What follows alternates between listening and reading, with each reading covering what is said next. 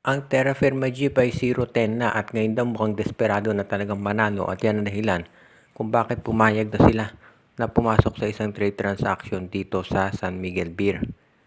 Mukhang magkakaroon na naman ng winless conference itong Terra Firma at sa ngayon mukhang willing na sila na makipag-trade dito sa San Miguel na sa ngayon ay nag-i-struggle din. So abangan natin kung sino ang kukunin ngayon ng San Miguel Beer mula dito sa Terra Firma Jeep. Ang maliwanag dito, mukhang itong Terra Firma ay willing na raw na i-trade yung kanilang first round draft pick dito sa San Miguel o kaya naman si Kay Mark Carino kung sino man dyan ang gustong makuha nitong SMB. At ang SMB naman ay willing syempre na makipag-transaction dito sa Terra Firma dahil sila mismo ay nag-i-struggle din. Alam natin na itong San Miguel natalo na naman dito sa EASL kagabi at yung kanilang import na si Jabari Narcis hindi naka-score, 6 minutes lang naglaro. So abangan natin baka si Torrey Jones na susunod na maging import ng San Miguel baka ibalik nila yan. Hindi pa natin natitiyak. Sa ngayon ito namang San Miguel namimili dito kay Mark Carino o doon sa first round draft pick ng Terra Firma yun ang kukunin nila. At ang magiging kapalit baka si Jeron Teng o itong si Mawala Tautua. Ang maliwanag dito, itong San Miguel ay hindi pa tapos dito sa pag-a-adjust sa kanilang lineup dahil nakita naman natin na nag-i-struggle talaga sila. Tandaan natin, sunod-sunod na yung talo ng San Miguel Beer at ang na-break lang yung streak na yan nung tinalo nila Magnolia, isang team na mas nag-i-struggle pa sa kanila. So kahit man makapasok sa playoffs itong San Miguel, maliwanag na kinakailangan nila na magkaroon ng major adjustment dito sa lineup nila. Dahil kung kukumpara mo naman sa Hinebra, syempre, medyo ang layo ng agwat nila ngayon at yan ang dahilan kung bakit nahihirapan itong San Miguel. Ang bibigat pa naman ng remaining schedule ni Coach Leo Austria. Ayon dito sa lumabas na artikulo sa Spin PH, ito raw TNT Tropang Giga ay sinusubukan pa rin makuha itong si Christian Stan Hardinger. Pero mukhang wala pa rin silang makukuhang sabihin nating agreement dito sa Terra Firma Jeep. Ang initial daw na offer nitong TNT dito sa Terra Firma ay itong si Mikey Williams ang magiging kapalit nito si Christian Stan Hardinger. Pero nga dahil dito sa mga issues kay Mikey ay tumanggi raw itong Terra Firma Jeep. Ang sumunod naman daw na offer nitong Terra Firma nitong TNT ay isang starter nila kapalit ni Stan Hardinger. Pero medyo hindi pa rin daw kumakagat itong Terra Firma at nagdadalawang isip din ng TNT dahil syempre gusto ng TNT as much as possible ay i-retain yung starting lineup ng kanilang koponan dahil syempre yan ang nakapag-kampiyon sa kanila. Ang nagiging problema raw dito sa negosasyon sa TNT at Terra Firma, walang mataas na draft pick na pwedeng ibigay itong TNT na kapalit para kay Stan Hardinger. Parang iyon daw ang gusto nitong Terra Firma Jeep na kapalit. So kung sakasakali na merong mataas na draft pick itong TNT, baka pumayag na Terra Firma na ibigay yung rights ni Stan Hardinger. Ang problema nga lang, walang ganung draft pick ang TNT unless isama nilang ibang kuponan. For example, kung itong Blackwater isasama nila doon sa trade, baka pumayag na itong Terra Firma.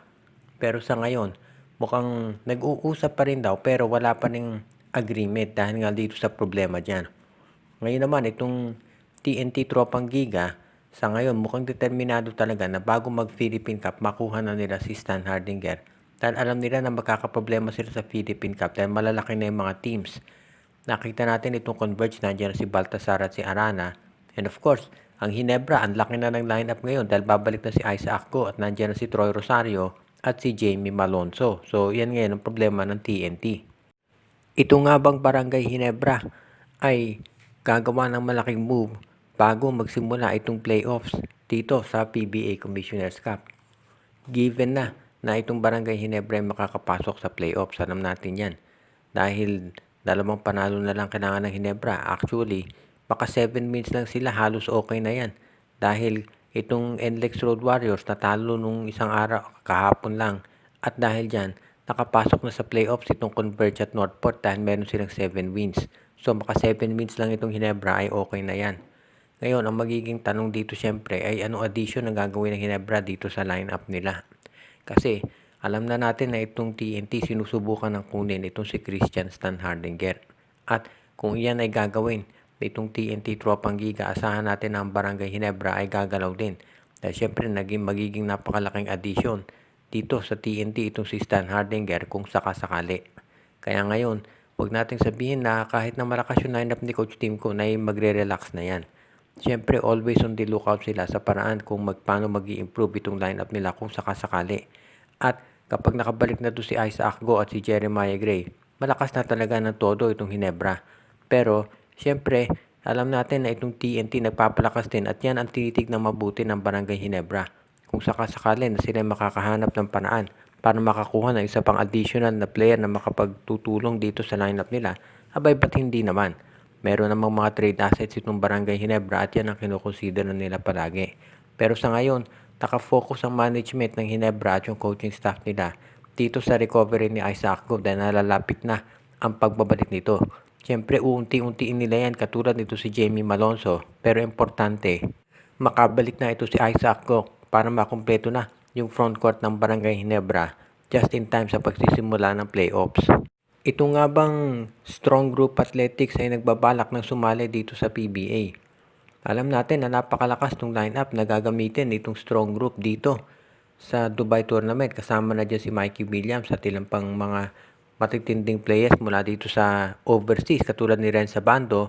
Plus of course, itong mga dating NBA players maglalaro din dyan para sa Strong Group. So ibig sabihin, kung budget ang pag-uusapan, meron talaga itong Strong Group Athletics na ipantatapat dito sa mga PBA teams. Siyempre, ang tanong ngayon, ito kayong Strong Group ay ready na pumasok dito sa PBA at bumili o kaya magtayo ng sarili ng prangkisa.